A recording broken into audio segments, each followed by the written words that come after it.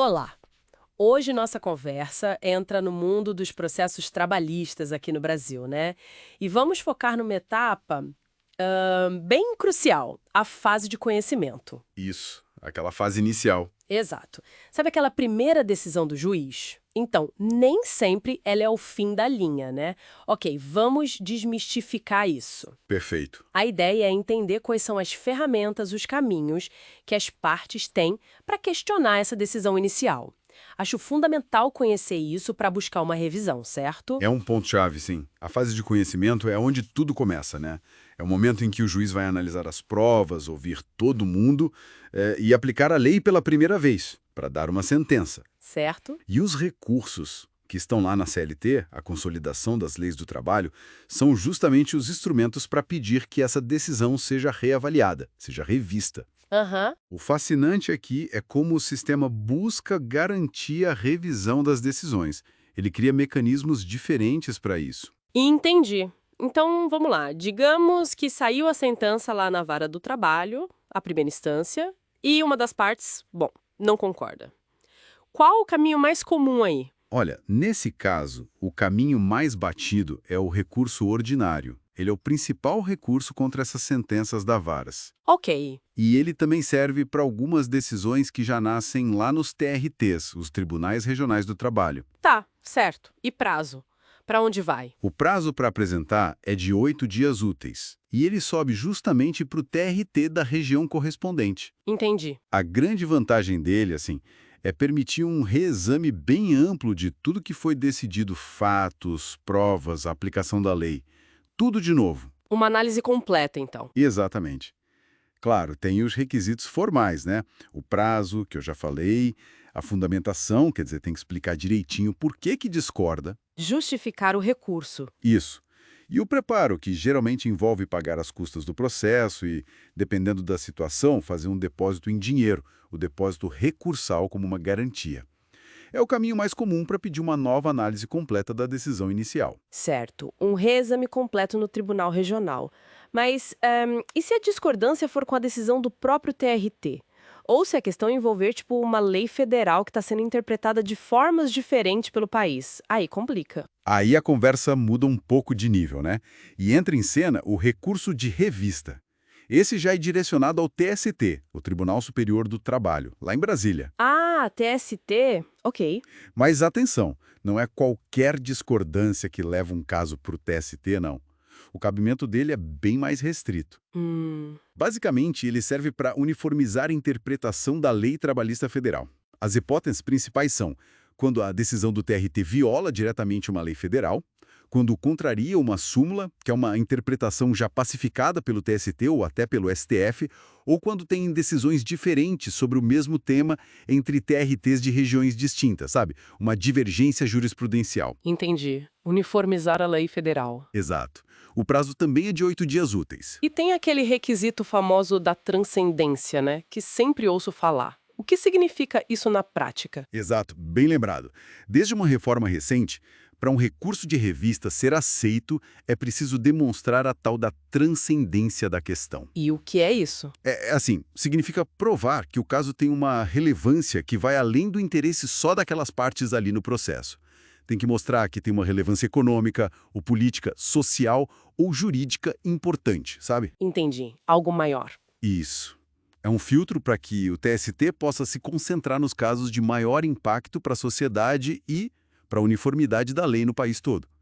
Aqui, o foco se estreita bastante para a correta aplicação da lei em nível nacional, bem diferente do recurso ordinário. Faz todo sentido. Direciona os esforços do Tribunal Superior, né? Agora, tem um outro recurso que parece ter uma função um pouco diferente. Talvez mais de ajuste fino da decisão. Os embargos de declaração. Como eles entram nisso? Isso mesmo.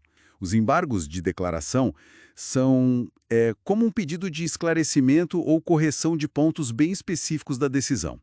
Pode ser de uma sentença do juiz ou de um acórdão, que é a decisão do tribunal, né? Aham. Eles cabem quando tem, tipo, omissão, algo que o juiz deveria ter decidido e não decidiu. Ou contradição, quando partes da decisão não batem entre si. Ou obscuridade, algo que não ficou claro. ou ainda um erro material, um erro de digitação, de cálculo, algo assim. Pequenos ajustes, então. Para deixar a decisão limpa, digamos. O prazo é mais curto, 5 dias úteis, e são julgados pelo próprio juiz ou órgão que deu a decisão. Normalmente, eles não mudam o mérito, o resultado principal do que foi decidido.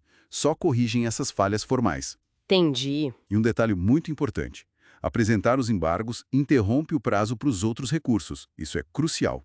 Ah, bom saber. Serve para limpar a decisão apontando falhas formais, antes de seguir adiante, talvez com outro recurso, se for o caso. Exatamente. Mas e se um recurso desses maiores, tipo o ordinário ou o de revista, for simplesmente barrado, sabe? Nem chegar a ser analisado pela instância superior, tem o que fazer? Sim, tem sim. Existe uma chave, por assim dizer, para tentar destravar esse recurso principal. É o agravo de instrumento. Agravo de instrumento, ok. Ele serve especificamente para essa situação, quando o juízo de primeira instância ou o TRT decide não dar seguimento, ou seja, impede que o recurso ordinário ou o recurso de revista suba para ser julgado. Entendi, ele foi trancado. Isso, trancado. O prazo também é de 8 dias úteis e ele é enviado para a instância superior, TRT ou TST, para que essa instância reavalie se o recurso principal deveria ou não ter sido barrado lá embaixo. Certo. É importante frisar, viu? Ele não serve para questionar qualquer decisão tomada no meio do processo, as chamadas decisões interlocutórias. É só para essa hipótese bem específica do recurso principal trancado. Funciona como uma chave para tentar levar o recurso principal adiante. Entendi, é bem específico mesmo. E para a gente fechar esse cenário dos recursos mais comuns nessa fase de conhecimento, ainda tem o agravo interno, né? Quando ele entra em jogo. O agravo interno, isso, ele é usado dentro dos tribunais, TRT ou TST, contra decisões tomadas por um único julgador, um desembargador ou ministro sozinho. São as chamadas decisões monocráticas. Ah, decisão de um só. Exato.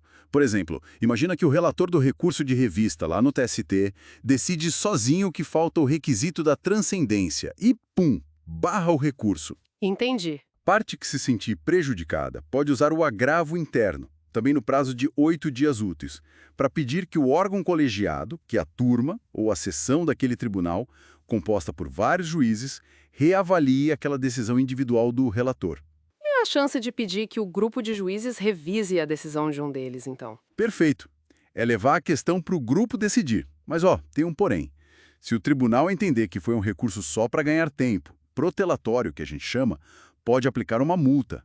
Tem que usar com responsabilidade. Fica claro que há várias camadas de revisão possíveis, né? Vários mecanismos. Olhando para todos eles, o que isso nos diz sobre o processo trabalhista em si?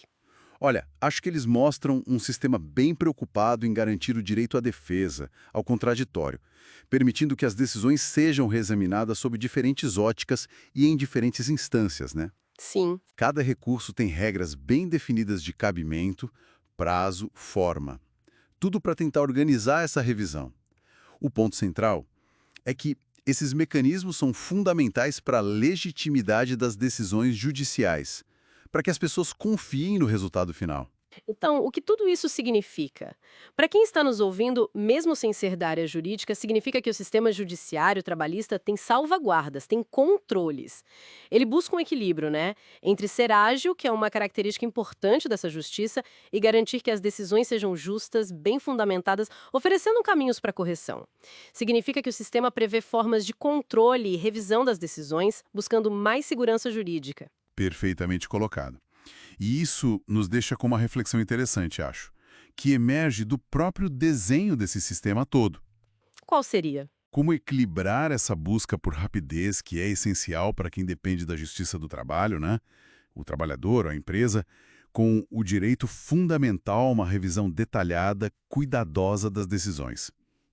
Isso levanta uma questão importante sobre o equilíbrio delicado entre a celeridade processual e a garantia de uma análise recursal aprofundada. É um desafio constante encontrar esse ponto ideal.